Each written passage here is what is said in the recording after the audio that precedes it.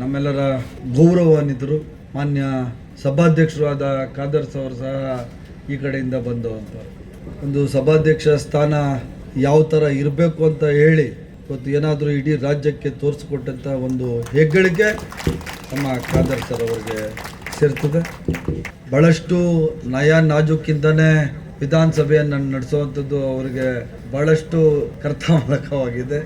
ಅವ್ರು ಜೋರಾಗಿ ಯಾರ ಜೊತೆ ಮಾತಾಡೋದಿಲ್ಲ, ನಿಧಾನವಾಗಿ ಮಾತನಾಡಿ ಯಾರ್ಯಾರಿಗೆ ಎಲ್ಲೆಲ್ಲಿ ಚಾಟಿ ಬೀಡಿಸುವಂಥ ಒಂದು ಕೆಲಸವನ್ನು ಇವತ್ತು ಖಾದರ್ ಸರ್ ಅವರು ಮಾಡ್ತಾ ಇದ್ದಾರೆ.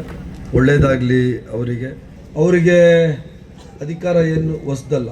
ಖಾದರ್ ಸರ್ ಅವ್ರ ತಂದೆ ಸಹ ಶಾಸಕರಾಗಿದ್ದರು. ಅವರು ಸಹ ಸರ್ 6 ಸರ, ನೀವು 5, ಅವರು ಸಹ 5 ಸರಿ ಶಾಸಕರಾಗಿದ್ದರು.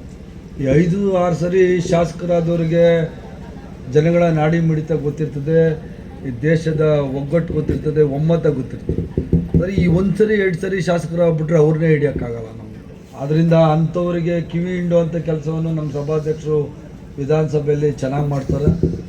ನೀವು ಜನಗಳು ಸಹ ಮುಂದಿನ ದಿವಸಗಳಲ್ಲಿ ಯಾರು ಈ ದೇಶದ ಏಕತೆಗೆ ಹೋರಾಡ್ತಾರೆ, ಯಾರು ಅದರ ಪರವಾಗಿ ನಾಯಕರುಗಳಿರ್ತಾರೆ, ಅವರಿಗೆ ನೀವು ಸಹಾಯ ಮಾಡುವಂಥ ಕೆಲಸ ಆಗಬೇಕು. ಅಂಥವರು ನಿಮ್ಮ ಜನಪ್ರತಿನಿಧಿಗಳಾಗಬೇಕು.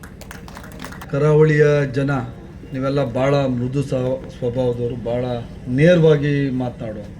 ಭಾರತ ದೇಶ ಅಂದರೆ ಹಿಂದೂ ಮುಸ್ಲಿಂ ಕ್ರಿಶ್ಚಿಯನ್ರು ನಾವೆಲ್ಲ ಅಣ್ಣ ತಮ್ಮಂದ್ರ ಥರ ಇರುವಂತಹ ಒಂದು ದೇಶ. ಇಲ್ಲಿ ಆ ಕೋಮು ಸೌಹಾರ್ದತೆ ಬರಬೇಕು. ಇಲ್ಲಿ ಜೀವನ ನಡೆಸ್ತಾ ಇರುವಂತಹ ಜನರು ಈ ರಾಗ ದ್ವೇಷಗಳನ್ನು ಬಿಟ್ಟು ಮತ್ತೆ ಹಳೆ ಪರಿಸ್ಥಿತಿ ಒಂದು 20 ವರ್ಷಕ್ಕೆ ಮುಂಚೆ ಏನಿತ್ತು, ಒಂದು ಅಣ್ಣ ತಮ್ಮಂದರ ಭಾವನೆ ಅದು ಮತ್ತೆ ಬರಲಿ ಅಂತ